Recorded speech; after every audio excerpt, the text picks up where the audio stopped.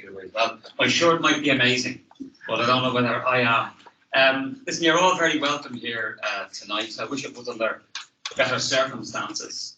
It almost feels like a bereavement. I think many of us have a mixed set of emotions ranging from being absolutely livid and pissed off that the very institution that's supposed to be protecting us, our family and our futures and our beautiful environment are asleep at the wheel and indeed complicit in what's happened.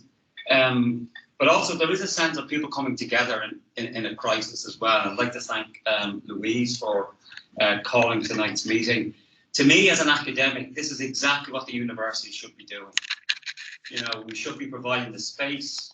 There's a lot of experts here helping the department or the community in terms of responses, trying to figure out what's happened here.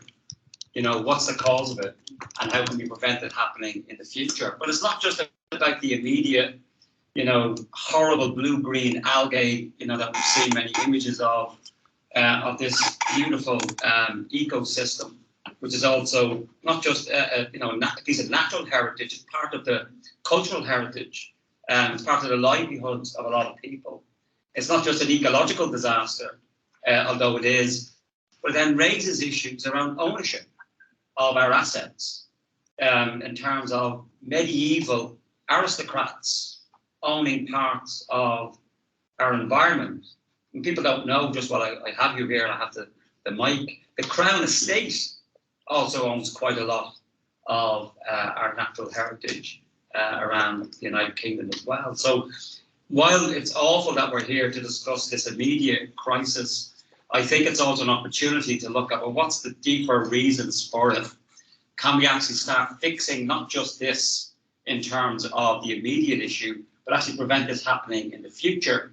And also to see how, just to finish, you know, you'd have to be deaf, dumb and blind not to see during the summer that the ecological crisis and the climate crisis is getting worse.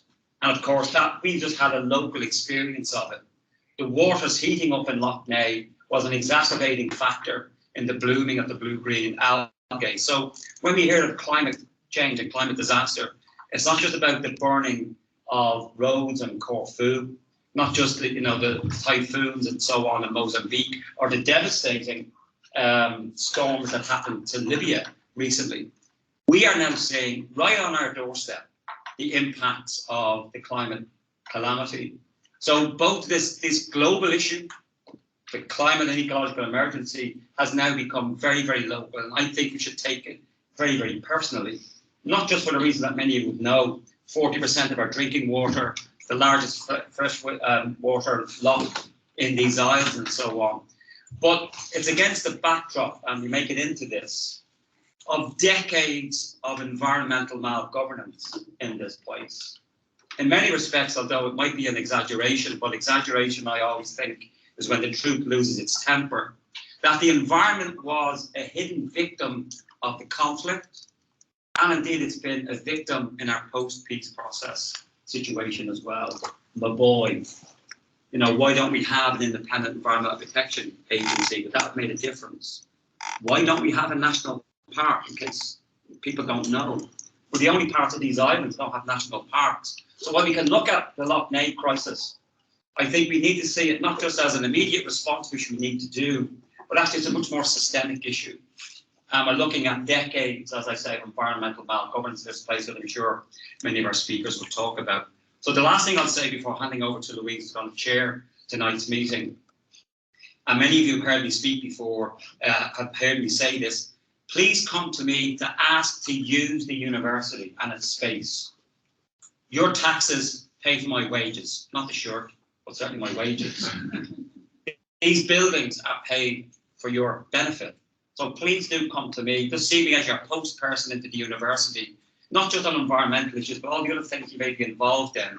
This is our public duty. And I'm not just saying this because I'm a down with the kids woke professor, although of course I am. The university has now committed itself to becoming a civic university in our recent strategy document. So I now have, thank you, Ian Greer, my Vice Chancellor, for now allowing me to do what I've been doing for decades, but I can now do with the full support of the university. So please do come to me. The book meetings, the organised speakers, to get even brighter people than me with less bright shirts, particularly in the sciences, that can come and help you. At this time of crisis that we're now going to talk about locally in Lough Neagh, but also against the much bigger existential crisis of the climate ecological emergency, we are public servants in the academy. Our job is to serve our community as best we can. And indeed, there may be an issue about our responsibility as academics. Have we been asleep at the wheel, as researchers, and not maintaining an adequate accountability and monitoring of the Lough as well? So without further ado, I'm going to hand over to Louise. And can I ask you all to give her a great round of applause, because this has been her initiative in standing up for this important issue. So Dr. Louise Taylor. Thank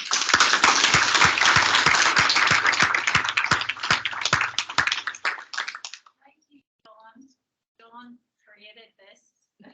John was my supervisor for my PhD.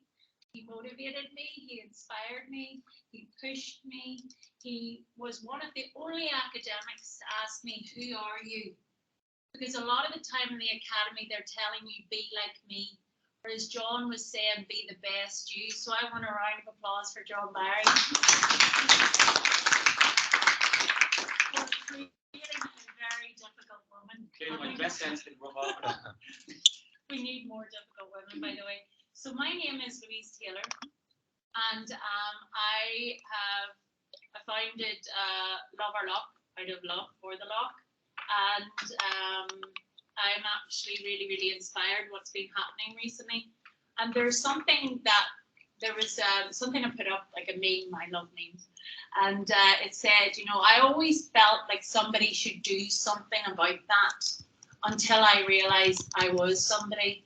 And that is what this is about. That is why I wanted it here at Queen's.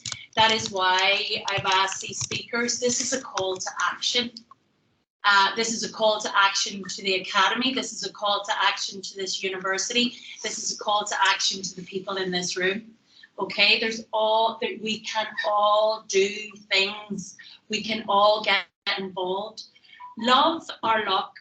Love is something that the academy doesn't really like to deal with or think about, but I'm a bit obsessed with it. And love is active. It's very active, and it's very powerful. And that is where the idea for loving our nature spaces, loving our communities came from. Because when you love something, you go to great lengths to try and protect it, to cherish it and celebrate it. And that is actually what we need to do collectively to help Lough Neagh. Lough Neagh is in a terrible state. Anybody who's been round the Lough, anybody who's smelt it, everybody knows we can't touch it. It is larger than Malta, and it's now an actual threat to public health. Ecological health and public health are completely interdependent, but we seem to have forgotten that. So that is one of the reasons this crisis has come to this point, and it will get much worse until there is effective collective action, radical action. So that's why this meeting has been called. That's why we brought it to Queen's, and that's why we brought it to the Belfast vote. The cultures have come over, and we're here, and we want to know what's going to happen, and what we're going to do about it. So the speakers this evening, I'm really delighted. I'm absolutely delighted. Like, it was like herding cats at times, to be honest. It's quite difficult to organise because people kept changing and things kept moving, but I do think we've got quite a nice cross section.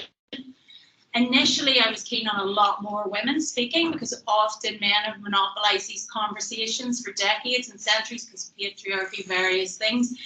But a lot of these voices are very respectful of the diverse voices that are needed. I've got children in the room. I think it's incredibly important that children are involved in these conversations and that their voices are heard, because actually what we've done is we have jeopardized their future.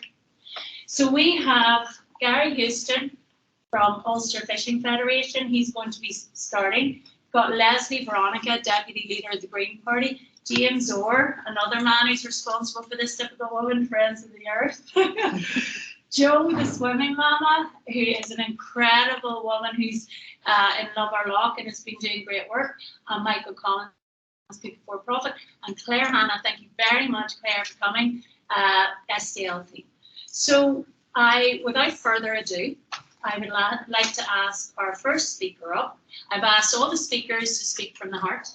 I've asked them to talk about how they think how we got here, and what they think needs to be done. So very future focused. Again, children and their future is what I am most concerned about.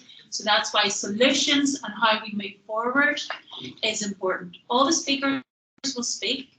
There will be a break. Then there'll be a Q&A. Q&A rules are the same rules. If any children come and play in my house, be kind. That's the one rule, kinship. So be kind to each other, be kind, and just keep it civil and keep it future focused and how we can progress. Okay, so Gary, if you'd like to come on.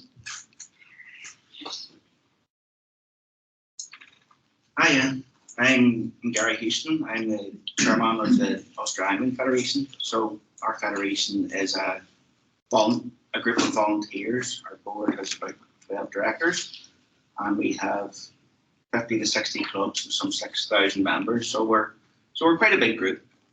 We love the loch. We love fishing. Why is it important? What has happened and the disaster that has happened? We spend a lot of time training coaches, getting kids fishing. We train thousands of kids a year, get them fishing. This is out in Craigavon Lakes, which is part of the Lough Neagh system. Again, it has its own green blue algae problems, and that runs down the wee Closet River and into Lough Neagh and forms part of the overall blooms. But it's important because without good water quality, we can't do this. You know, we can't take kids on the Craigavon Lakes, and we take them on Lough Neagh as well. But we can't do this without them. You know, personally, I go swimming in Lough Neagh. I go swimming down Oxford Island. The kids go paddle boarding. I go canoeing. But you can't do any of that. You know, it's ruined their fun. It's ruined their education and their exercise as well. So it's an absolute disaster. My great grandmother's from the Lough Shore at Oxford Island, and they had a house there and had a wee boat in the Closet River, and we were able to paddle out around the islands. My father used to go down the handlebars of his bike down to Lough Neagh, and he says he could have walked out a mile out into the sand before it was all dredged. He says you could walk out a mile and it was crystal clear wee fish in the 50s. You know, so things have changed. When you hear people saying, "Oh, there's ever mussels that cleared the water," and the water was cleared before, you know, didn't just clear now. The water was crystal. So things have happened from the 50s to the 70s to the 80s, all the way through. So it's important to us. We need clean water. Without fish, we have no sport. We're sporting NGB. This is one of the big dolphin that live in Lough Neagh. It's a brown trout. We call them dolphin. That's a strain of brown trout that lives in Lough Neagh. So it gets bred in the rivers, and they drop down and they feed on the fish in Lough Neagh and grow a huge size. It's more than 20 pounds weight. Something that's a prized sporting fish anywhere in the world. People would travel anywhere in the world to get these. But we treat them here like a commercial product, something that doesn't matter. Arctic char. Arctic char have been extinct in Lough Neagh from 1850s. So extinction events do happen. They're extinct because we lowered the loch in 1847 by 6 feet. 1942 then we lowered it another 2 feet. 1952, 6 inches. So we've dramatically changed Lough Neagh way back from the 1847. The other species that are threatened by extinction are Atlantic salmon, which is the one on the top. Hundreds of thousands of salmon would have ran the lower ban. This year, the count to date is 3,300. So that's an absolute disaster, and that's for various reasons. Many of them in freshwater are failure of the area to control barriers, remove barriers. Again, they need very clean water, which we haven't got in any of the rivers because they're all not meeting food standard. The eels travel from the Sargasso Sea to Lough Neagh. The wee elvers come up the river and live for 20, 30, 40 years, and then move back out and commercial fishermen catch them. Again, they're likely to be extinct in 7 years. From Lough Neagh, the pollen, which is the bottom one, that's a freshwater herring. It's a relic from the glacial times, and they spawn in deep water in the loch. They'll be extinct very, very quickly because there's no oxygen in the bottom of the loch with all this algae. So they're going to go very, very quickly. So this is going to be quite a mass extinction event very quickly. So why has the bloom happened? Our organisation has been in existence from the 1930s, so we've always been fighting for water quality. Water Framework Directive came in 2003. And basically that's a wee diagram of what it assumed and amalgamated all together. Basically the whole thing has been a tick box exercise. There has been no big actions to improve water quality. It was supposed to achieve good water quality status in 6-year cycles, and it didn't. Did it 3 times, and now we have actually gone backwards. We are not allowed to deteriorate water quality, and we've actually managed to wind the status back, which is an absolute disaster, but not surprising. We've been at all the framework directive meetings as a stakeholder with all the agencies, and really nothing's a surprise. We have all these agencies, all these players, and basically it's a magic roundabout. We go round and round and round and round and round. It's not my fault, it's his. You know, we had a brilliant one with the fish and toxicity. Microcystin in the water, microcystin in the fish. Oh, if a few recreational anglers, if you catch a fish, they're toxic. But the commercial guys, those aren't toxic. So I asked, well, have you tested them? No, there is no test. So how on earth do you know? Now they're developing tests, now they're lifting fish. So we'll see where that goes, but it's a complete merry-go-round. You say, well, who's responsible? You go to food standards, you say, who's responsible? Oh, well, it's environmental health. You go to environmental health, they say it's the food business operator. You go to the food business operator and they say it's environmental health. So just go round, round, round. We know the nitrates are too high. I'm not giving you a chemistry lesson, even though I am a food science trained in Queen's University. I'm a technical manager as well in industry. Our nitrates are too high. We know that. Our phosphates are 4 times too high. We know this. It's nothing new or startling. It's been building from the 50s. Continues to build. Our wastewater treatment works. The amount of millions of tons of raw sewage being dumped into Lough Neagh is absolutely disgusting. You know, any company that thinks it can dump raw sewage into the same water that it treats for our drinking water and then expect us to drink it, it's absolutely foul. You know, the water's not fit to drink. You know, I'm not drinking it.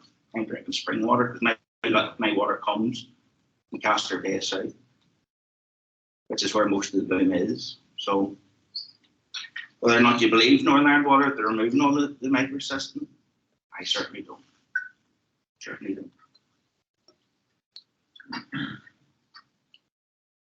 Agriculture, you know, one of the things we could do is actually enforce the regulations we have. You know, what can we do? Yeah, we can look at the catchments and actually get the farmers to fence off the rivers and the lakes like they should be doing under cross compliance. Those rules are already there. Nothing you're starting. We know what we have to do. Get them fenced off, keep them out, create the buffer strips. You know, protect the waterways from stuff running in. It's quite simple. Like, it's not brain science. Sand dredging, as we know, I don't know how part of this overall bloom it is, but something that's using a big hoover on the bottom, sucking stuff up, turning the sediments up and firing it back in, is stirring all the sediments, the phosphates off the bottom, and not exactly helping things. We never really integrated Water Framework Directive, as I said, into a lot of legislation. Things like fish and letting them get up rivers, letting them get past these big man-made barriers. That's a big man-made barrier on the Crumlin River, which is an absolute disaster. And when we go into the detail of that, an absolute joke between all the agencies who all hang their heads in shame. I've covered those fish before. Talk about legislation, you know, things just didn't happen after Water Framework Directive. The Fisheries Act was never changed to actually comply with the Water Framework Directive. All the things around fish passage and barrier removal, screening and all different stuff, it just never happened. Water extraction impoundment licensing regulations, they were written in a way that they didn't have to comply with anything. So nothing really happened in that sense. We come to fines, so we have a couple of bits of legislation where the fines are too low. You know, if you're in England, you would be fined millions. Here you give slap on the wrist and a couple of £100. And we also have things like we have a lack of environmental pollution sentence guidelines, so there's no guidelines there for any court to go by. So really, in essence, we have a very high confidence of low achievement, and that was a wee line from the Office of Environmental Protection. We don't actually think anything is going to be done about this crisis. We have no confidence in any of the agencies at all. You know, even in the last week, we were told, oh, everything's fine, by a very senior person in a framework directive meeting. Everything's fine. You know, we're doing a great job for protecting the environment. You just have to turn around and say, are you deluded or what? Because that's not what's happening on the ground. So, in essence, we don't think much is going to happen. There are too many policies, laws in place that need to be rewound without going through them all. So we will continue and we will work through it until it is sorted out. So we just have to keep going.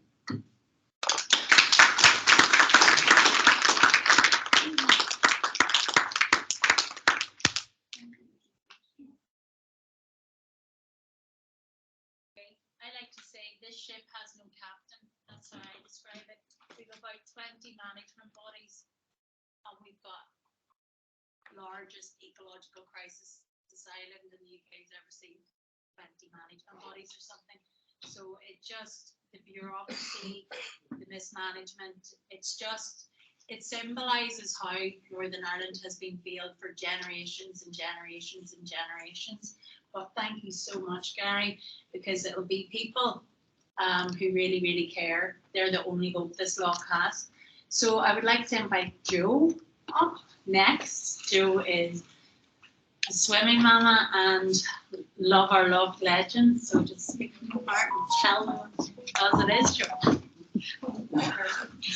Hi, I'm Joe, and this is Elsie and Emily. We have been swimming down in the loch since the girls were very small. So about 12 years we've been down there now. It has been vital to us. We are a neurodiverse family, and I find the loch is phenomenal in helping with those neuro difficulties that we have. So we would go down after school, and the girls would go in the loch and have water therapy, and it was just unbelievable.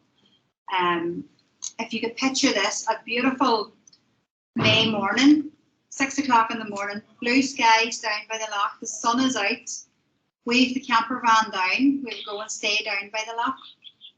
We would stay down at the loch, and we would live down at the loch for about 6 weeks, from May until the kids finished school. The kids were up at 6 o'clock in the morning, school uniforms on. Now, they never get up at that time at home, so that was a bonus.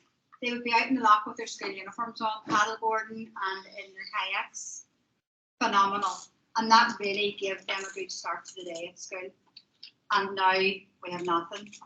I'm also a swimming teacher and an open water swimming coach. I would have taken people for lessons in Lough Neagh. Can't do that now. It's had a detrimental impact to all of us living by the loch shore, but especially the children. I don't know what's going to come of it. We're angry about it, we're frustrated about it, we're very sad about it. I mean, the children are missing out. Funny, we were coming up here this evening and we were talking about this, and I was saying to the girls, you know, if we can't get the lock sorted out, you'll never have those memories with your children that you have with me. So that would be the campfires at the lock and the sense of community that the lock brings. I mean, our fishermen, they haven't been able to fish. Who's compensating them? Nobody. Are they getting anything? No. Getting any help? No. They're not being listened to.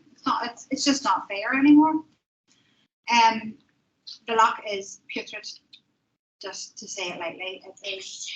Okay, you can say something then. What would you like to say about the lock? What would you like to say about Lough Neagh?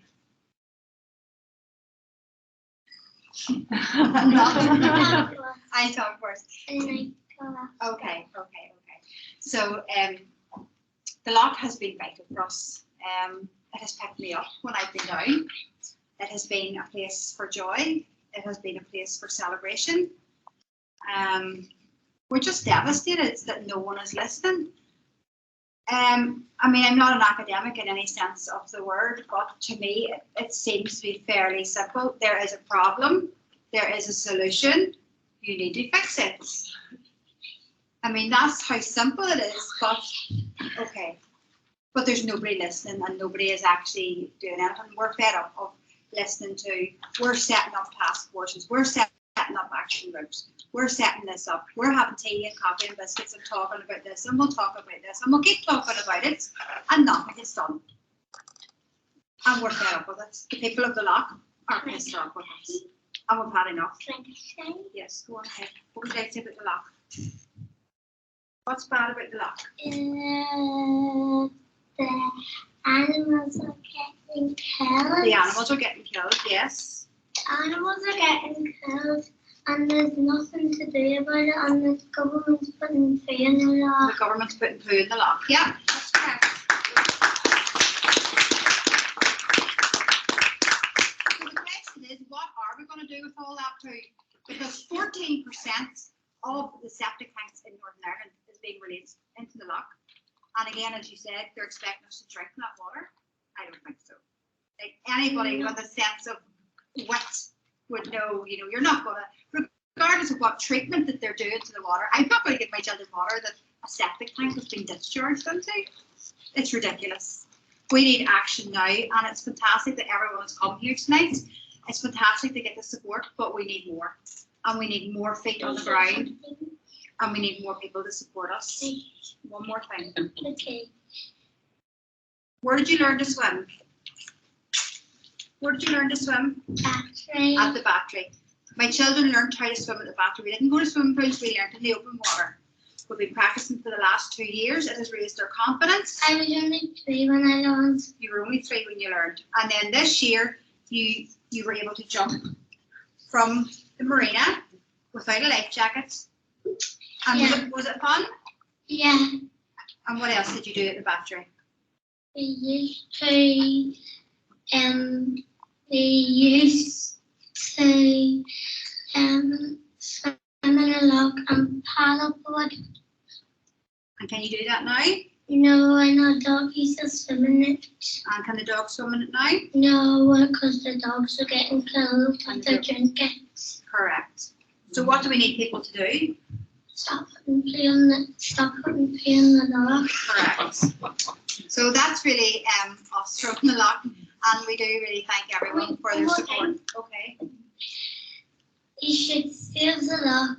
If we don't have the lock for our safety, what's going to happen to the animals? What's going to happen? There you go. Thank you.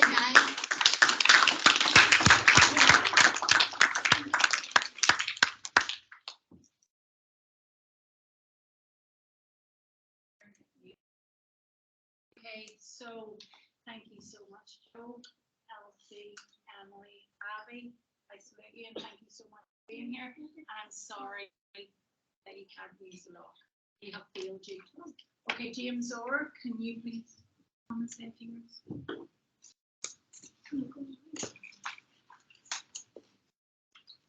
Hi everybody. Louise asked me to speak from the heart, and it's difficult because when I do, it's like really depressing. And the brief was to be positive, so but I just need to say what's in my heart at the minute, because Lough Neagh to me was always a heart. Like, what country has such an amazing, majestic piece of nature right at the heart of it? And if the Lough belongs to people, it belongs to everybody. And I don't know whether to say Northern Ireland anymore, Ulster or Ireland, but you know what I mean. You know, it drains significant parts of the south. 5 or 6 great rivers feed into it. It goes to the oceans, the eels from the Sargasso Sea, ducks from Lough Neagh. It occupies this global spirit world, and it's been desecrated and it's been destroyed.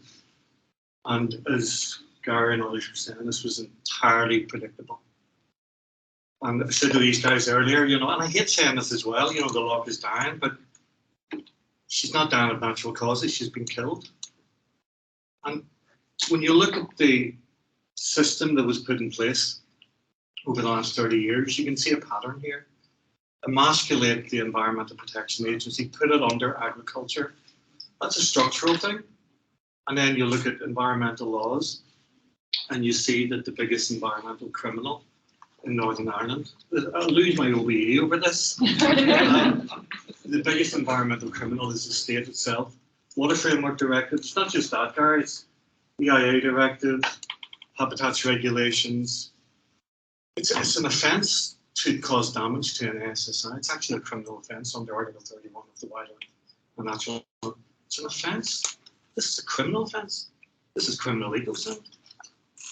And then if you look at other aspects of how it works in Northern Ireland, they also strip the funding of the environmental regulator as well. So last year, DAERA had the same amount of funding as it had the year before, but it stripped 5.6 million from the enforcement and the monitoring side.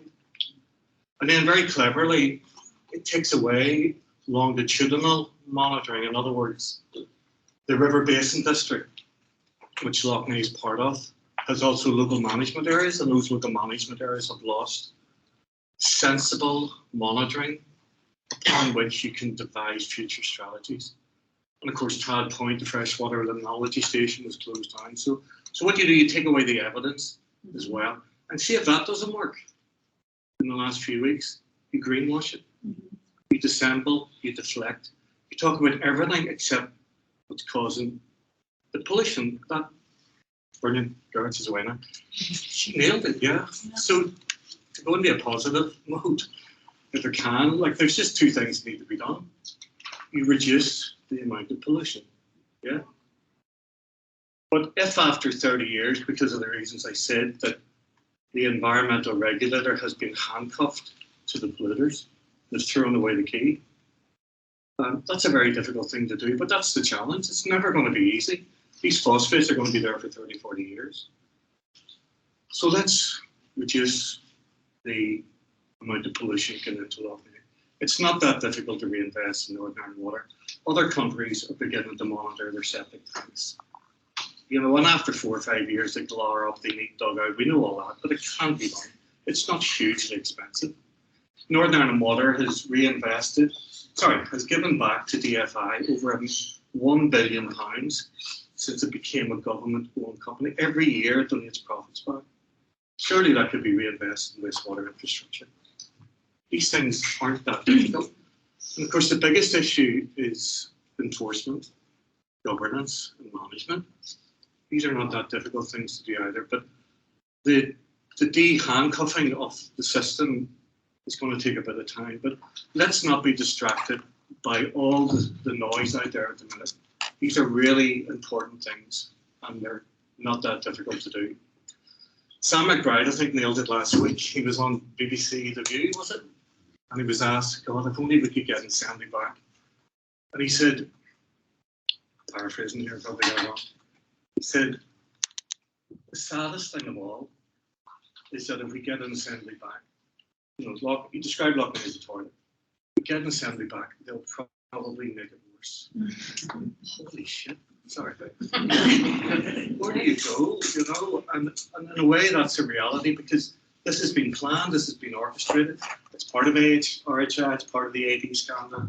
This was all designed by a group called the Agri-Food Strategy Board, if we want to name them, and the senior civil servants and the former ministers. You know, they have stabbed the heart of Northern Ireland. The other thing that needs to be done, apart from, actually guys, it's quite easy, just do your job. Take away the political interference, just allow some people to do their job, to manage pollution, is to have a vision for Lough Neagh. And I think that vision has to come down to a amicable divorce, it's your turn, between the Earl and Northern Ireland. God, I nearly said Northern Ireland PLC, I should be shot. There was a reason for that. No, Jesus, not PLC, that's the problem. Yeah, people call it PLC. An amicable divorce between the Earl and some type of community ownership. If we have, when you're in a toxic relation, I've never been in a toxic relation, I wouldn't know what I'm doing, but some of you may have. You don't want to go into the rebound into another toxic relationship, which would be state ownership. You know, when the state is ultimately responsible for getting us into this ecocide, we need another model. So I know Bruna is in the audience here, is an expert in this. When we look at communities owning the lough, we need to extend that community ownership beyond humankind. This is happening elsewhere in the world. So these guys earlier, you'd have been locked up 20 years ago by a professor of legal jurisprudence if he even suggested that nature should have rights. It is happening in other countries in the world. So some type of harmonisation between the rights of human communities around the lough, and I would extend it to the whole of Northern Ireland because it's just such an important, significant place. Harmonising those with the rights of the lough to own itself has to be at least considered a serious option. I would say that's the only way we're going to solve this intractable wicked problem. Everything in Lough Neagh at the minute has rights. You know, somebody who shoots a gun tonight, dusk or they go out at dawn, that gun will have rights. The slurry tankers emptying their tanks into the rivers that flow into Lough Neagh, they have legal rights. The sand barges who are hoovering up the living bed of the lough, they have rights. The companies that own these barges, they have legal rights. Everything has legal rights to exist except the lough itself. So this is a movement, a growing movement across the world, and I think at the very least we should be giving it serious consideration. Unfortunately, at the minute, probably the other final point I want to make, and I think this is a positive point, is that the consciousness change is happening, like what Louise and everybody else is doing, and fishing folk around the lough, you know, it's just incredible. Everywhere you go, there's outrage, there's grief, there's ecological grief. And I think people are beginning to realise that we need to learn to live with the lough, not take. We're taking. It's like the political pollution, the extractive concept, the carve-ups is reflected in how we've managed Lough Neagh. And unfortunately at the minute, with this dominant culture that we have at the minute, which is to separate ourselves from nature, to extract every last ounce of goodness from nature, Lough Neagh is worth more dead than alive at the minute. But people are rising up and people are changing their perceptions. And communities everywhere are joining together. It is a remarkable time. I've been waiting for this moment all my life. Thanks very much for listening.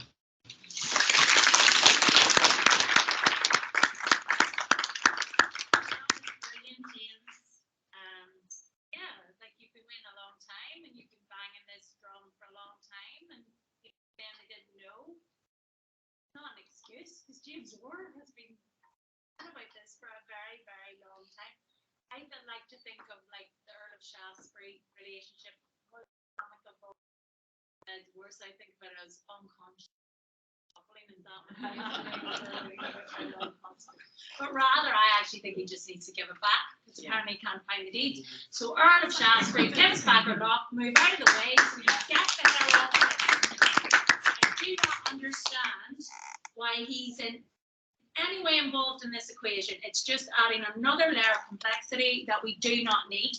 And the fact that he's saying he wants to sell it, well, we've heard you can't find the deeds, so you can't sell it if you don't have the deeds. So just get on with it and let us try and deal with his prices. Because I would like to say to you, would you allow your children to paddle in this water? We can't, our children can't paddle in this water. And where are you? Your silence is deafening and you're not doing us a favour by saying you might sell it back. It's absolutely ridiculous. And with that in mind, I'd like to invite Michael Collins from People for Profit to say a few words. Thank you very much. Thanks, folks. It's a pleasure to be here. Obviously, it's tragic given the ecological problems that face the loch, and I have to admit to being somewhat of a newcomer to this issue in some ways. As someone who would have frequently walked the shores of Lough Neagh, I had my first experience ever actually being out on the water when we went up to meet fishermen, eel fishermen, recently there, and they took us out in the evening time just before it got dark, and it was a mixed emotions, frankly, because I think my eyes were open to just how beautiful and how amazing place that Lough Neagh is. Going out on the water, watching the sun going down, and listening to this fisherman who talked about how they had generations before them who had fished those shores and lived around these islands, and in that sense, it was an eye-opening experience as to how beautiful the natural landscape here is. But also, obviously, it was marked by, on the flip side, how tragic it is of an ecological disaster we're facing in Lough Neagh at the minute. And I think that the speakers here, fair play to them, have clearly been dedicated to doing something about this for a very, very long time. And I think it's about time others now got behind them too. And I think people have talked about how there's a myriad of reasons that are contributing to this. But I think one thing that is absolutely clear regarding all of it is that the government here simply hasn't done enough. We've talked about the tons and tons of sewage, 200 tons of sewage put into Lough Neagh, revealed by the detailed journalist Tommy Green in 2021 alone. Yet, despite this, and James touched on this, I think this is true of the Assembly here, the Northern Ireland Executive. It's been completely wedded to the agricultural companies. And if you look at some of the schemes that have been brought out of Stormont and out of the executive in recent years, not least RHI, which obviously was under the guise of being for the good of our environment, literally led to hundreds of millions of pounds being wasted and pellets being burnt and CO2 being emitted for no reason other than companies could profit off it. And this was pitched to us as some sort of great environmental scheme. And similarly, we can look at similar incentives which were given to companies, massive tax breaks to companies in order to essentially the quarrying and dredging companies. So through the aggregates levy credit scheme, which run from 2004 to 2010, we saw at least 6 companies awarded between 9.6 and 16 million in tax breaks through these massive subsidies handed out. And these are companies that were dredging around the shores of Lough Neagh. And speaking to the fishermen as well, it was quite evident that where the dredging had occurred most heavily, that had the biggest impact on life in the loch, where you saw very little fish, in fact no fish in some areas where it had been heavily dredged. So I think that despite there being a myriad of reasons, quite clearly pollution is one of the biggest issues. There may be issues with invasive mussel species. The dredging has obviously contributed and exacerbated problems here, but I think regarding all this stuff, one thing you can say for certain is that our government has actually been absent and in many cases has actually fueled this crisis by handing out incentives to companies so that they can drop sewage into the loch. And I think part of the problem as well is when you have environment ministers who don't even believe in climate change. We have to be frank about this. That's a big difficulty. I remember Poots going over to the COP conference last year and talking about putting a methane mask so that you can catch methane as it comes out of cows. As if talk about having the horse before the car, as if factory farming might not be the problem for emissions, and we can actually somehow catch the methane and just continue on in this way that we're going. And this is supposed to be our environment minister. So that's not good. But we can also look at schemes like that, the aggregates levy credit scheme, which Michelle Whale at the time equally dubbed as something that would be good for the environment. And the litany and failures from Stormont really goes on in this regard, and it's a credit to campaigners over the years who've been highlighting this, and investigative journalists who recently, I think, have done a sterling job in bringing some of this detail to light. But I think that quite clearly the answer is not going to come from those on the hill, even if it was sitting, when it was sitting.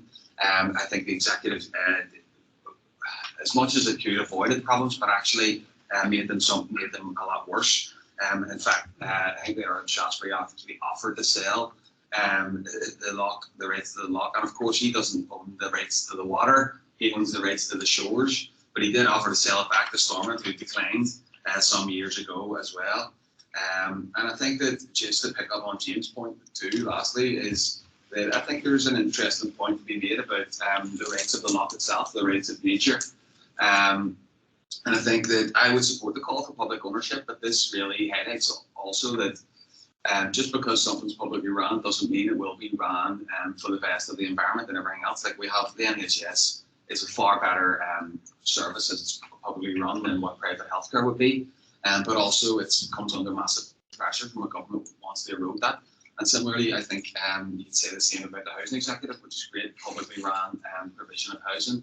Yet there's 45,000 people on the housing waiting list here in the north. So similarly, I think that would be, I think it would be a good thing to remove the profit motive. The Earl of Shaftesbury should be frankly kicked out of the equation, and the loch should be brought into public ownership. But we do have to also scrutinise our government and their lack of action around these environmental issues and put pressure on them from below. And I think we're seeing in recent weeks a real movement emerging that can actually do that.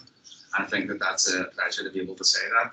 And I think fundamentally this is, as John pointed out in his intro, there's a much wider thing here, and this is our local example of how climate change is leading the ecological disasters and eradication of species around the world, and ultimately the millions of human lives being lost too unless we do something about it. And I think ultimately that necessitates a challenge to capitalism itself and the system itself, which puts profit, be that for profit from sand dredging, from environmentally damaging agriculture. And I think most farmers and most people in the agricultural industry will be more than open, are more than open actually, to finding ways that they can carry on without polluting the environment and do more energy efficient means of agriculture. I think farmers are open to that. The industry is something that will be open to that.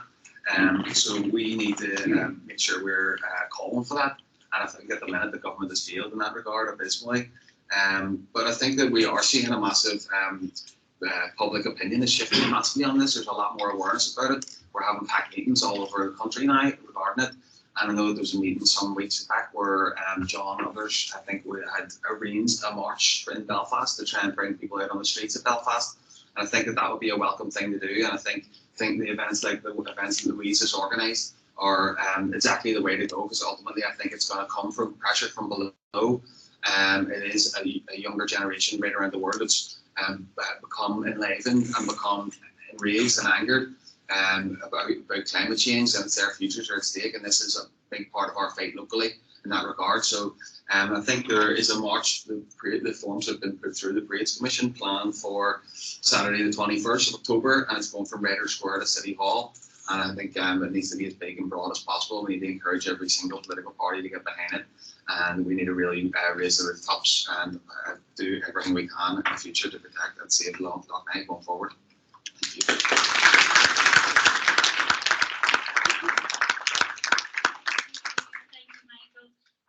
Very interesting. Edwin was, I can't remember what building he was standing in front of, but he was saying, there's a lot of hysteria around Lough Neagh, and everybody needs to calm down. I thought, you know what, Edwin, you need to take a big, nice glass of that good Lough Neagh water and have a few gulps. And I'll tell you what will be a bit hysterical. Your digestive system. Because this is the problem. There has been no action. He's been a little bit too casual. Ministers like him have not taken this seriously. And that's why we will be called hysterical. We will be called unreasonable. I'm sorry. I am not going to reason with our children's future. I am unreasonable about this. This is completely unacceptable. And if you're not going to do it, you need to get out of our way while people who actually care about our collective future get on with the job at hand. With regards to Michael and People Before Profit are really engaged in helping the community with this struggle. And that, we had our wake at Ballyronan a few weeks ago, and Eamon McCann was there, and he made that trip. And if you watch, there was a beautiful video made of the wake, like really, and people talking about it, and that was such an incredible event. We were really touched by the response. But Eamon McCann closes that video with some of the most beautiful words. He's such an orator, like he's such a wordsmith. And he said, you know, this struggle with the environment, this is a struggle that transcends all other struggles. If we don't win this, what's the point?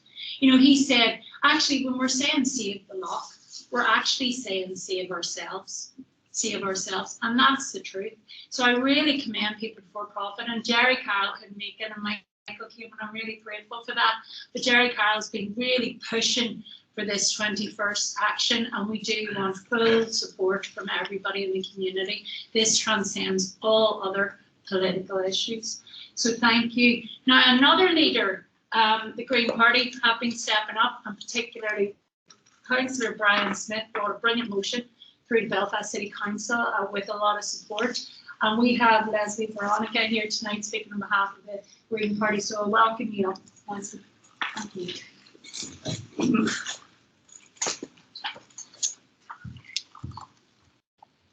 Hello, and I'm very glad to be here and to have this opportunity. I think I want to start, I am quite a positive person. It's a good thing whenever you're in politics, especially when you're in politics here. So I think that I can make some positive comments, but let me be very clear. We know what the problem is.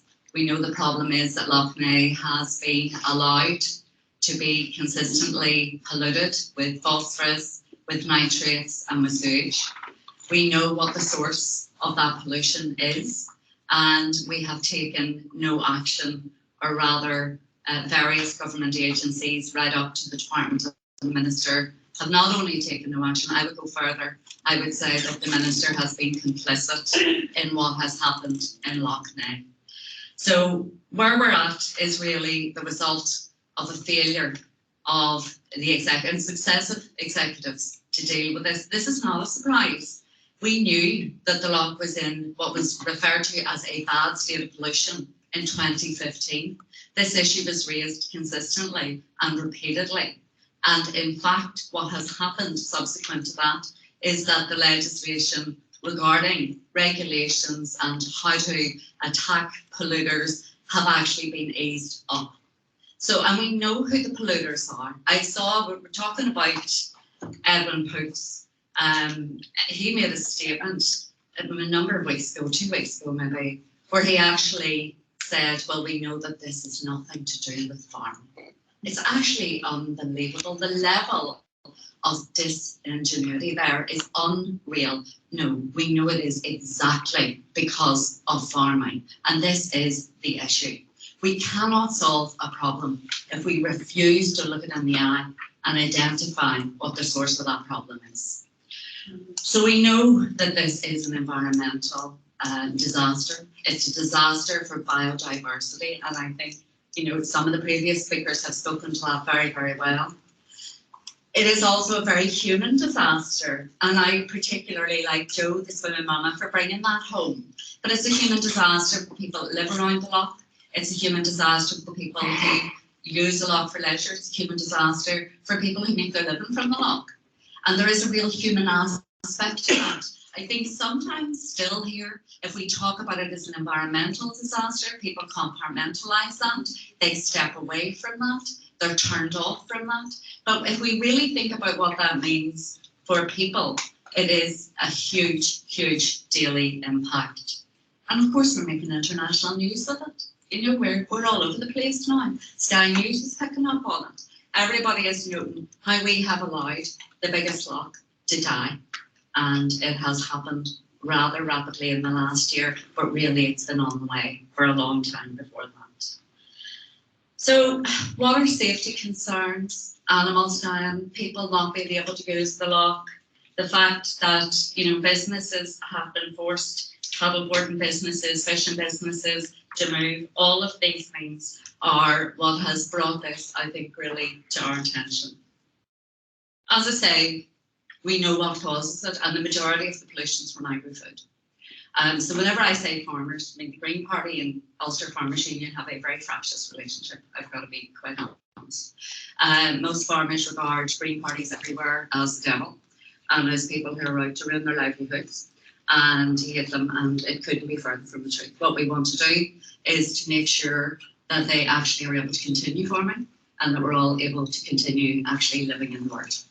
And I think other people have said it. I mean, for me, what has happened with Lough Neagh is a metaphor for two things. It's a metaphor for the failure of governance here, and it's also a metaphor for the fact we are not waiting for climate change or climate crisis. We are now in a climate crisis. And this is our local example. That and our 2 heat waves this year. You know, that and the fact that the humidity in June was unbearable. You know, anybody, and I get it. I mean, I knock the doors asking for votes and people tell me it's a scam. There is no such thing. But you know, anybody who at this point thinks that we are not facing climate breakdown is completely and utterly deluded. We are at a tipping point. Lough Neagh is at a tipping point, and we're at a tipping point. And this is our opportunity. And this is where my optimism comes in, for all that things here can be very difficult. Politics moves very, very slowly. One of the biggest barriers to political change is the lack of political will. A second big barrier to political change is politicians looking to their core support.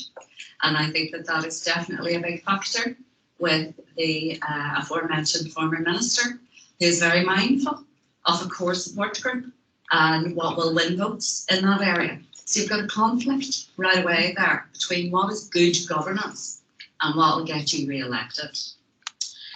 So successive legislation has been put through which has reduced the impact of our regulatory frameworks. In fact, I would say our regulatory frameworks are not actually enforced at all. We have seen 872 confirmed pollution incidents in 2021.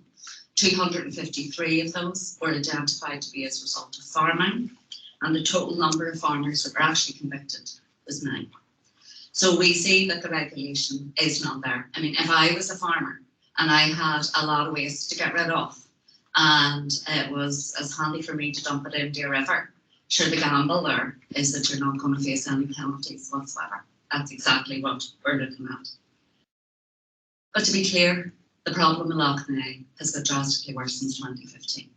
And that again is a direct result of political decision making and about the Growing for Growth strategy. This strategy was brought in 2012, and one of the biggest aspects of that was a massive increase in the number of agri-farms. And it is agri-food that is the problem. It is these big farms, and also agri-food leasing out and getting other farmers to convert their farms to battery farms, you know, which generates masses of waste, masses and masses of waste. And then where does that waste go? So the Going for Growth strategy has had a direct impact. We can trace that.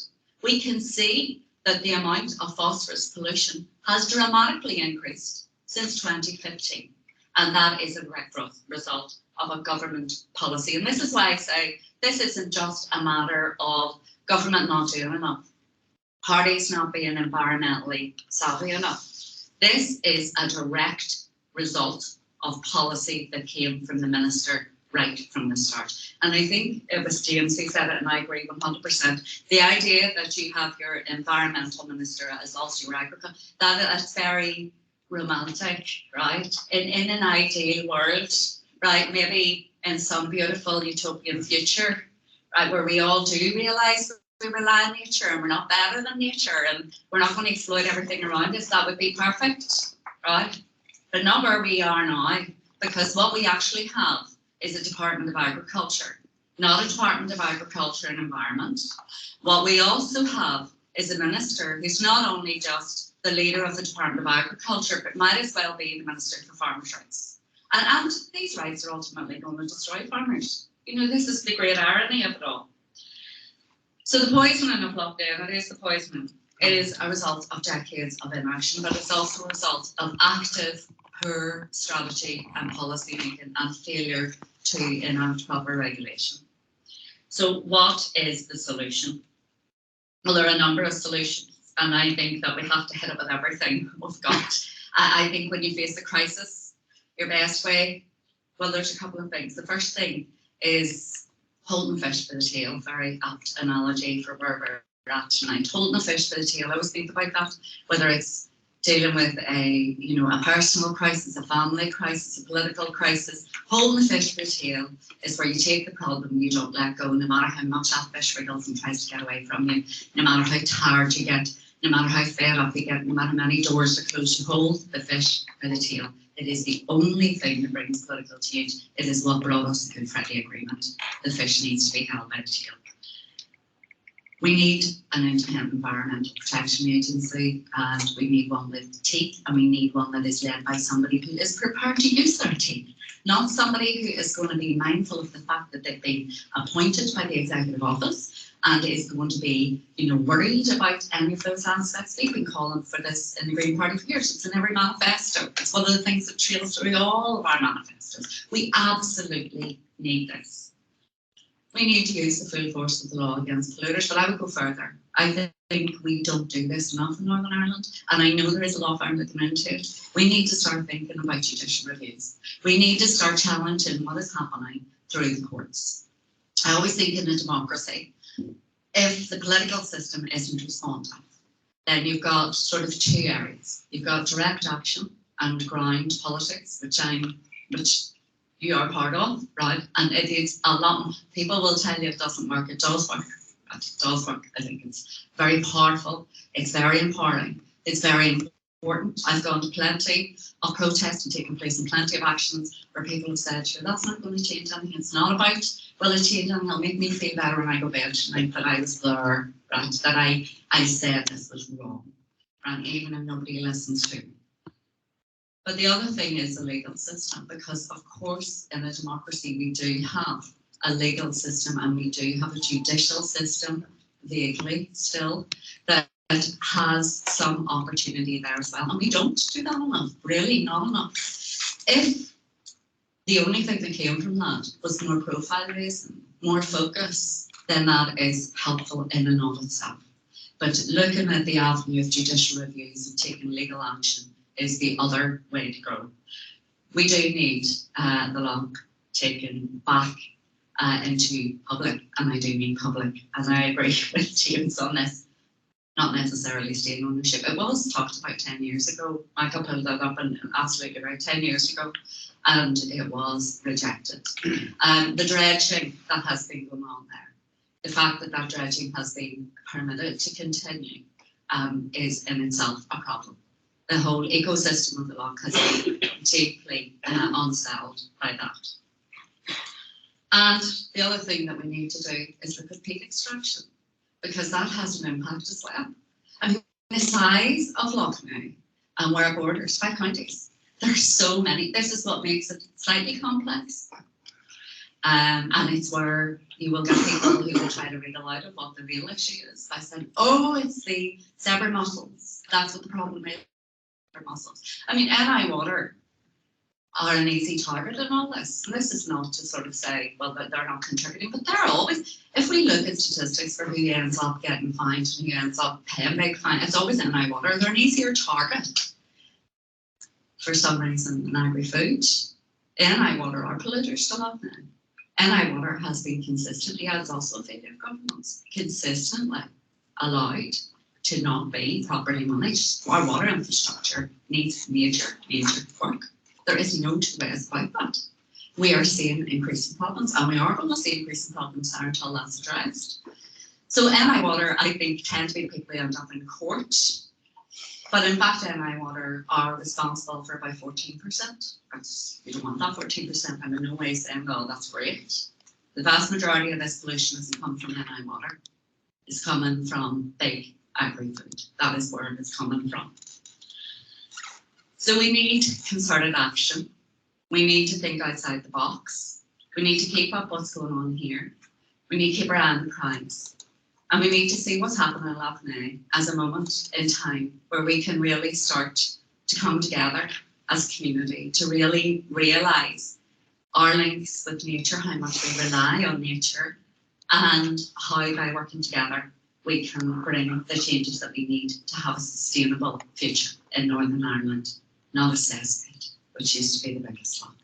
Thank you.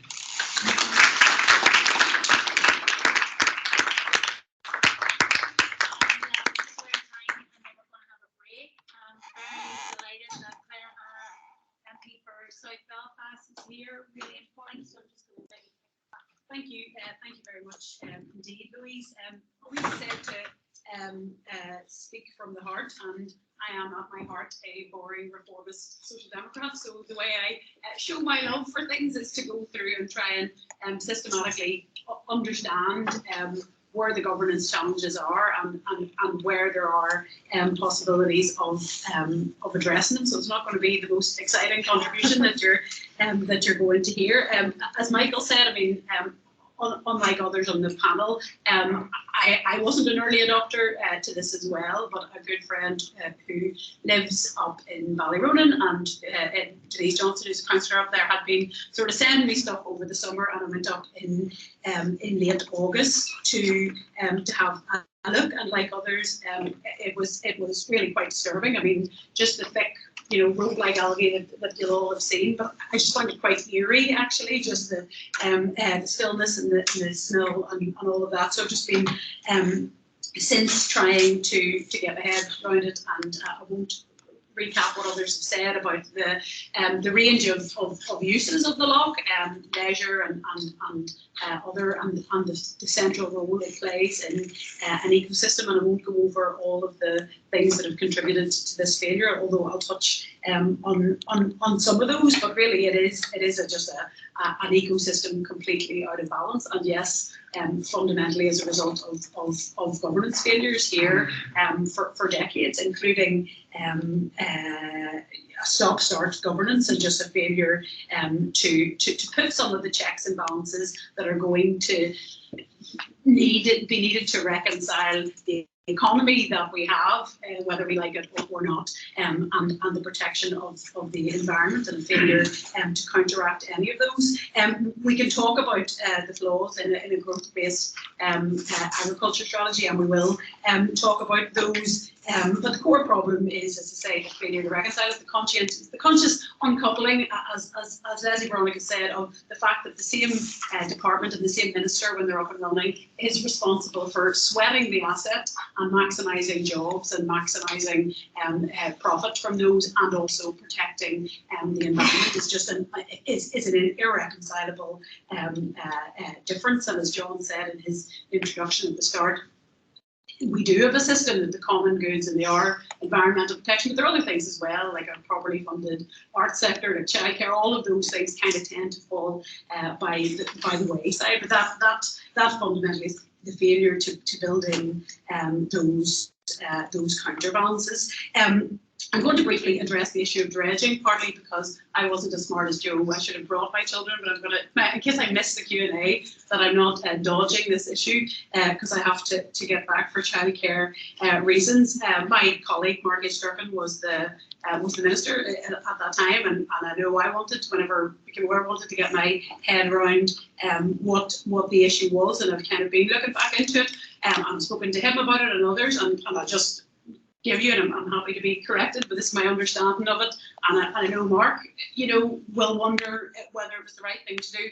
It turns out that in the mid-2015 or whatever, a question was asked about unregulated dredging. It transpired that no dredging that had been on for a century had any form of regulation, and that's at the moment where the department takes an action on it. You can do a stop notice, but I know the advice was that you get tied up in a legal process. Mark Durgan isn't somebody who avoided the precautionary principle. He applied it in full against the advice on Tamarin and fracking, and he's also the minister that quite robustly rejected memorandums of understanding between the UFU and the NIEA that was proposed, a whole framework, and he got stink from not the two parties at this, but every other Assembly party for resisting that memorandum of understanding, which would have knocked away. So look, I'm not here to say that it was the right thing, but I just didn't want to not engage with it, and I'm trying to be honest about the trade-offs that are going to exist in representative democracies in the economy that we have, whether we, for the time being, there are going to be, if you look, I mean, we have, amongst other things, a housing crisis as well, and we have block makers and other manufacturers that use the natural resources. But the tension is, and you're going to have that everywhere, but the difference that you have in functional societies that you have an independent environment agency, somebody who job is then to reach in, and when there are going to be weighing up between jobs and between building and growth and all of those things, and that is fundamentally what we're lacking. It is worth saying that there is on paper political consensus around having an environment agency. To my surprise, one was agreed by all the parties at the end of 2019, but we aren't there yet. So that I think is the fundamental one, and with the teeth to enforce and punitively enforce with fines that are meaningful, and that aren't, the framework that we currently have of it being easier to seek forgiveness and permission. You pay a couple of grand and it doesn't in any way counteract the profit that you have. Second is absolutely community ownership of the loch, and I think that's a point well made about the difference between just public ownership and it being owned by the departments. We would be lying if we pretended that too is the silver bullet, because all of these other processes, even if the loch is in community ownership, unless you get these other processes right and these other structures, it's still going to have the same input. And by the same token, addressing the governance of Northern Ireland Water is a fundamental part of this as well, that because of its funding model doesn't really invest in the infrastructure that it needs to properly treat water and to have a water system and a wastewater system such for the world that we live in today. And assembly, and I know it is, there's no doubt we have been failed by governance, but it's a council of despair, folks, to say, because if we don't have local governance in the next 5 to 10 years, the alternative is direct rule. They're not doing anything about it either, and it's a difficult sell to say, we go back in and we grind and we feel.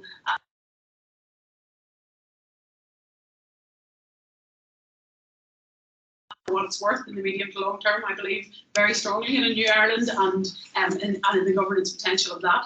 But the Republic's economy is in large part to agriculture as well. It isn't that much further down the line of balancing the interests of the environment. So I'm just trying to be honest about it. It would be easier to come to the table and tell you that we do it all by meetings, but we won't. Unfortunately, we need to get back in with that level of scrutiny, with, I suppose, that enforcement mechanism comes from an engaged public who understand the issues and who force and drive accountability. So when we have things like going for growth, and there were absolutely profits very early on, but that explain a wider system will explain some of those abstract concepts for people. So as I say, it's not tub thumping. It is boring governance, and that's the only way we're going to get through it in the short term.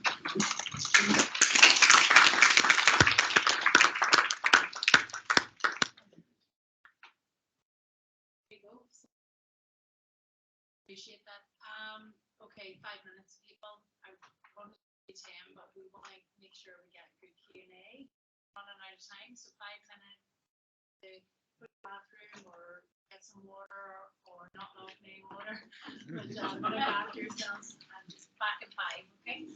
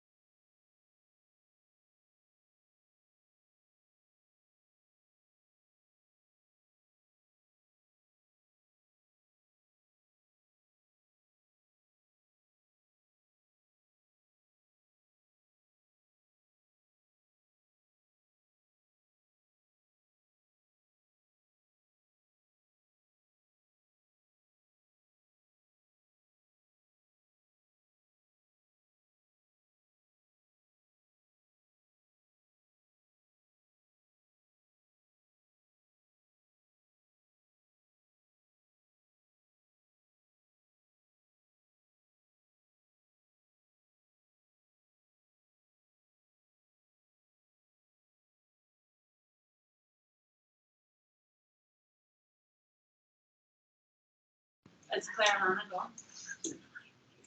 Joe's had to go. Michael, where's Liam? So we'll give 2 more minutes and then we'll have. He's all right. He hasn't left. He hasn't left. Okay, thank you very much.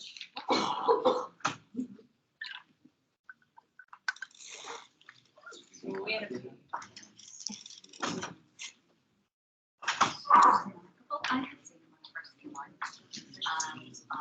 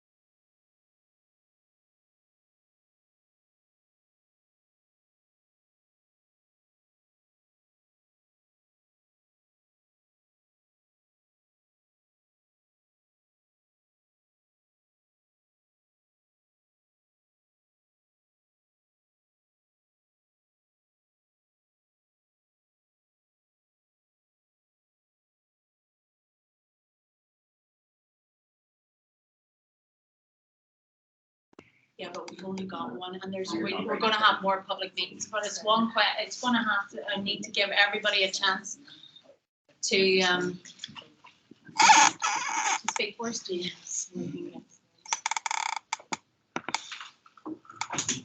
And there is a lot. Like it's a very emotive issue.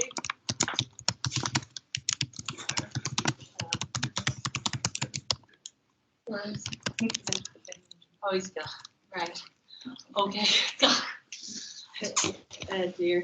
So what we'll do then is we're going to get, because we've only half an hour left. It's 7 to 9, and just want to give people a chance to there's James back, to ask questions. Want to make sure that there's women, men, and that there's a fair balance of women asking questions, because often men will, as I said before. So I need to make sure that everybody's getting a chance. There are lots of questions. There's lots of experts. We understand that, but we've only got half an hour left. And so no monologues, no rants, questions. And then we will take it to the panel to answer. Again, what I'm asking for people to do is be kind. Emotions are running high. A lot of people are really annoyed about this situation. Again, future focused. All right, that's what we're trying to get, what we can do. We have 3 parties represented, and I do respect Claire Hannah for saying what she said. That's her area of expert knowledge. I personally think that it's not going to be politicians that change this. It's people putting pressure, and then the politicians will often jump on the bandwagon when there's enough pressure from the communities. Okay, so there's my 2 pence. So I would like a question from, would you like to give a question? Yeah.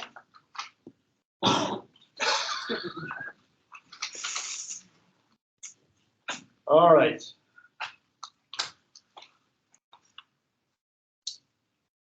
Yeah, there's a lot of vested interest. A couple of key questions, a couple of points, but I'll take the key questions. Who owns the groundwater in Northern Ireland? Okay, is that your question? That's one key No, question. I have asked for one question because we have 30 minutes, so I would like people to come up with questions so we can get on with it. So who owns the groundwater? Is that the question? Yes. Okay, so who would like to answer that? I'm surprised you don't want to know why I'm asking. Okay. Who would like to answer that? I'd say he's asking it because of the interest geological survey Northern Ireland has at the minute in our groundwater. So they're launching about Coca-Cola, I think it's the 18th this month. So basically, because Northern Ireland water others have our surface waters, and people survey 100 now. To our groundwaters, we extract our groundwaters. Having sold our extractive industries like gold mining and brought that radium here, that's what their job was, to go across the world, sell Northern Ireland's resources. They're now targeting groundwater. It's essentially cheaper to draw groundwater for potable use than it is to fix the problem. Because Northern Ireland water have to use 12 chemicals at the moment to treat our water. We did an FOI and they give us the chemicals that they're using. They wouldn't give us the quantities they're using. We asked it for each sewage works. There's 56 sewage works around Lough Neagh. We asked for the quantities of each chemical used in the works and they wouldn't tell us. Said it was national security. So it's much cheaper to extract groundwater because you need chemicals to treat it. So that's what they're after. And that obviously will have an ecological impact on the rivers because you extract the groundwater, there's not as much water for the rivers. So it's like South Island where your rivers running dry, same thing happening here. And you don't have to upset the farmers by fixing the source problem. They also said, water framework stakeholders meeting last week, they said that all the groundwater resources were all good. And I questioned them because I said, well, the only one I know of is the Lough Neagh one, this one. And that is at poor status qualitatively and quantitatively.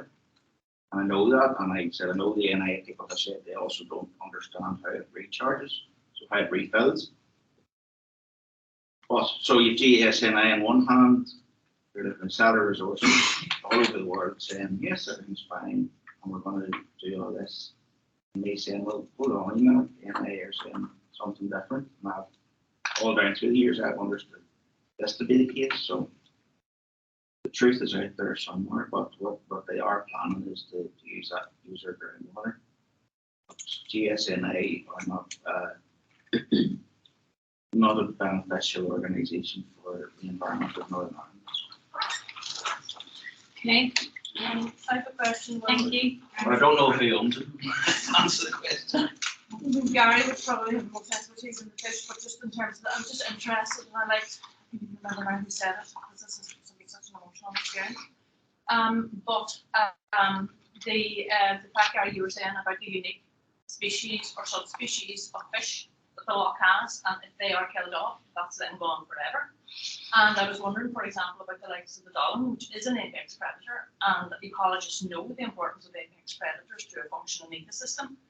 And just in terms of legislation, is there any, taking one fish species as emblematic of that and going down the legal route for the protection of that unique? Now, it won't be classified as a unique species because I assume, because, the definition of the species is always under debate by biologists.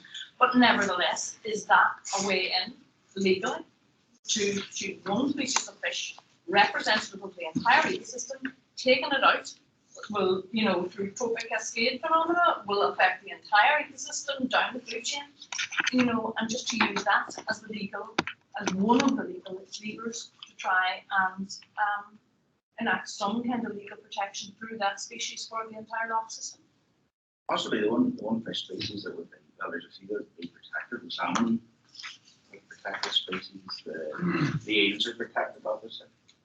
We've also got PGI status, but that's more about what is that protection actually enforced, in terms of the eels are redless species, as are the pollen, but they're also a commercial product as well. To balance there. Yeah, could be an idea. There's other things in there like lamprey, very prehistoric species that haven't been legislated for, as I've said, fish passage and stuff. It's very poorly legislated for. Sea lamprey is not from the sea. They probably can't get up. Through the bits of the farm, all the big gates and weirs and things. Unlikely they can get up. Sorry, on that note, the one thing in Lough Neagh that I think should be used if you're doing that though is the Lough Neagh flag. Because the Lough Neagh fly is the basis of all food source as far as fishing, of all our fishing Lough Neagh. People will relate to a fly the way they will to Christian. Well, You know, in terms of a public relation. well, if you're looking at, if you think about the ecology of Lough Neagh, the Lough Neagh fly is cheap. No, I'm not arguing the point, but people, in terms of an emblematic species, you know, your ordinary people are not going to have an emotional connection, as it were. I'm not saying they want a particular emotional connection with the species of fish, but people find it easier to relate to a vertebrate species rather than, you know. But I totally concede you're right about the uniqueness of the fly.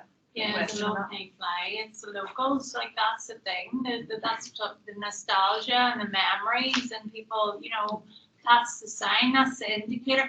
And then the Lough Neagh. So it's really, you know, one of the things I think is most important is that the voices of the locals are really elevated here, because they really know this ecosystem well and they know how it's being decimated.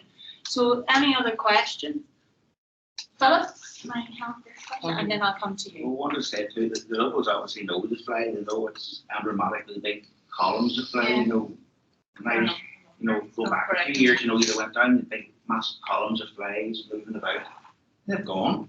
You know, they have gone, but they're one of the whole drivers for that whole ecosystem. They live in the bottom, and if most of them are gone, you know, what has happened to the bottom? You know, closed Trad Point because Trad Point had done its first volume research. It was then moving to look at agriculture, so we closed it.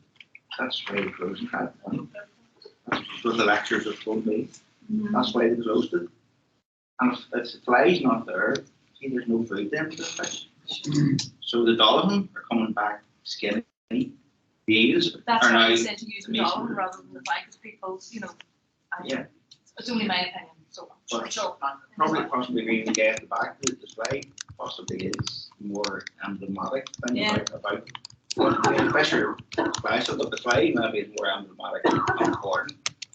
And because they haven't done that research, like I asked the NIA 2 weeks ago, what has happened to this fly? Can you give me any graphs or tell me what's going on here? Because very few of them left for some reason. They actually reckon there's been like a temperature inversion, which is sort of the algae, but that has created low oxygen in the bottom that has killed the bloodworm, the fly larvae. That problem with that low oxygen thing is that also starts phosphate cycling. So even if you stop phosphate coming in from the rivers, your bottom is now cycling, and we reckon that starts a big queen. But if you're not going to fly disappears, that's a disaster. It's totally ecological. Sorry, I could just add to that. We actually provide tours on the loch, and we would always teach ourselves to people coming on our tours that the Lough Neagh fly is our keystone species. The whole of the ecosystem is utterly reliant on it. So I love your thinking that you sorry about my name. I love your thinking of using dolphin as a deeper possibly for a legal route, but the Lough Neagh fly that it's not going to grab hearts and minds to people beyond the Dutch shore just as immediately, but if the message is communicated that it is our keystone species, then we'll get there with that. And they're friendly mates because they don't bite you. Yeah, No. they don't bite. Can I comment on that? Sorry, Louise, just before. I mean, I think it is really, to me, very emblematic as well of re-educating us on how even the smallest, what appears to be the most insignificant part of the ecosystem, and how important insects are from that level up for us, for our survival. And the way that we've managed to do that with bees, like we've managed to do it a bit with bees, not completely, because we're still cutting down birds all over the place. But I think that, and it was only when I started to look into what was happening in the Lough Neagh that I went back and came to the Lough Neagh flag, right? And at that point it was like, okay, and exactly what you're talking about, seeing that we were at a perfect tipping point because of what was happening at the very bottom of the loch, and how that was then you're ruling out the fly population. The fly population is then going to have an impact on the fish population, and the whole thing then escalates. And this is what happens with environmental destruction. You reach a tipping point, and then everything escalates really quickly, which is, of course, what we're seeing worldwide across lots of different systems. So thank you. Thank you. And the Lough Neagh fly a couple of years ago, like it was not, there was nowhere, like it was a completely different situation. So it's happened really quick. Philip. Yeah, given that agricultural runoff was the main, it's not the only source of pollution, but it's the main source of pollution. The Lough Neagh and 68 other aquatic sites in Northern Ireland. Do you think it's time for a international conference on agriculture in Belfast to get this out? Really good speakers coming in, workshops where we have informed delegates asking questions, bring in lots of farmers union and the James, can I ask you to answer that? I'm sorry. Yeah, dead on. Just two very quick points. Did you have an article today in the Guardian about the Dollar? It was beautiful. Nature Diary, yeah, it was very moving.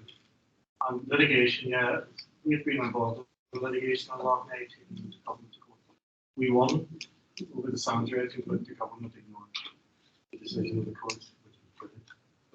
But you're right, some type of strategic litigation on Lough Neagh would be absolutely brilliant, and trying to hold decision makers to account. Whether you win or lose, it doesn't matter. When we go to court, if we lose, we generally win. If we think we've won, we've lost. So, yeah. Philip, yeah, like, begs a question about international oversight on Neagh and the causes of the problem. Definitely is a brilliant point. It's some type of independent scientific, cultural, anthropological inquiry to this dying system.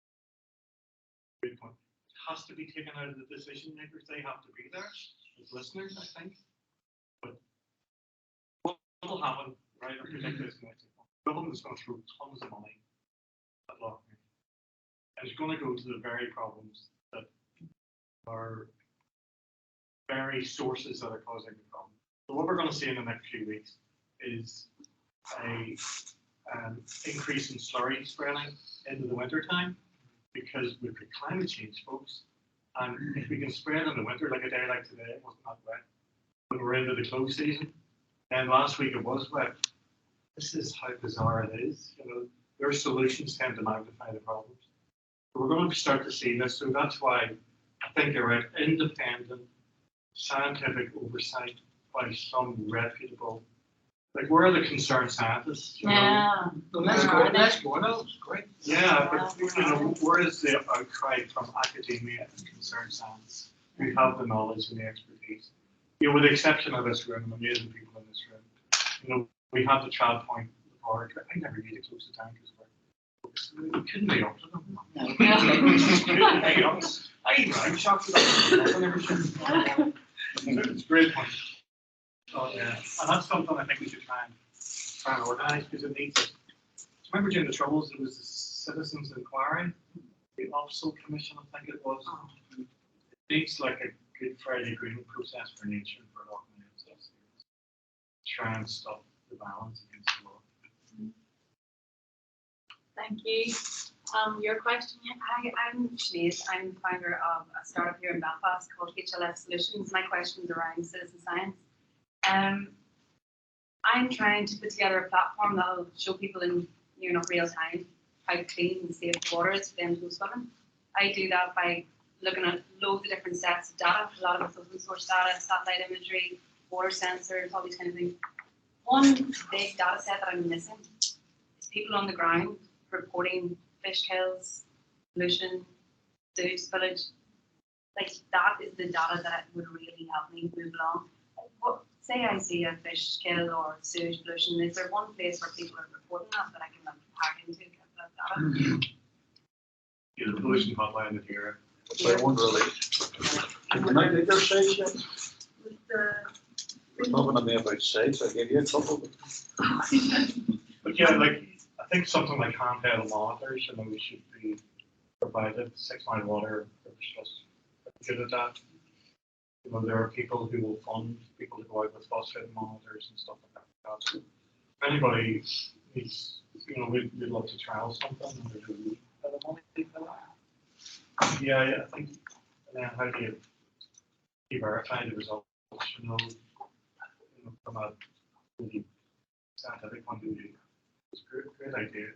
It Yes, there's no central resource, but they'd raise it with their creative NIA a few times just to actually have a list of the solution events, online, so where somebody can actually go and say, well, yes, these happened, obviously with sub-justice, you're not going to say what stages are, but you could never get an end point, but at least it would be a word roughly, and On that open data NI. yeah, but they haven't done it. Do you not think that's going to be quite helpful in terms of like potential judicial reviews and legal action going forward against the government? We need citizens to step up and start actually collecting that data because we're not getting it from the government. So in terms of we want accountability, sometimes we have to use the legal system to actually really go for them where it hurts, which is their reputation and their purse. This is absolutely ridiculous that citizens are going to have to try and collect this data. The problem with that is citizens witness isn't acceptable in court. They have to have their own established samplers before they look at it legally. Well, there's the Blooming Algae app, which you can photograph whatever site you see, and then they verify your photograph and how to do that. But I know on the Earn there are places that I've seen that have blue-green algae which have not been uploaded, so their map is grossly lacking in information. So if everybody it's a free app, just get the app and just pop it with pictures. Yeah, that's brilliant. If you could pass the information about that, then I can put it. Yeah, it's called Blooming Algae. Blooming Algae. Get on the app site. Hi, Blooming. Yep. Any other questions? Do you know? Can I just say, Jim, so you talked to him before a 30-year thing before we see what's the difference. Well, if you look back, my father was the person who said I am today. And if you look back to 1967 and 8, remember there was a major algae bloom then as well, far worse than today. That's 50 years back, right? So we come through, I can't believe we're back here again. So there's 50 years of nothing, of neglect to Lough Neagh, of just basically not looking towards the Lough at all. So if we go forward 30 years, like you're suggesting, there's an entire lifetime, 80 years of neglect. 80 years is a long time, people, like they know. Think about it, of utter pollution going into Lough Neagh, and here we are again. So like going forward, whatever it cannot, it cannot be another 50 years. Whatever happened within the million.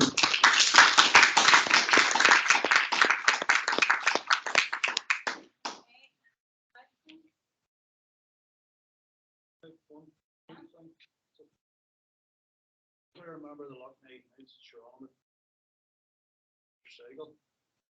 There seems to be two main candidates for collapse.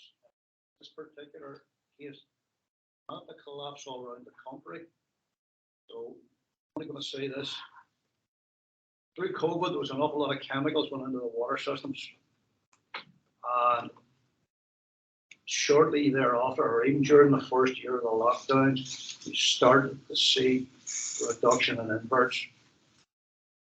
Two, from DERA's own sampling testing figures, there's an awful lot of a certain chemical which is widely used in tree planting woodlands as an initial treatment when they plant and through their life to protect from other insects. It washes off into the water. I'm not saying that either of those are the ones that just seem to be the two most obvious at the moment.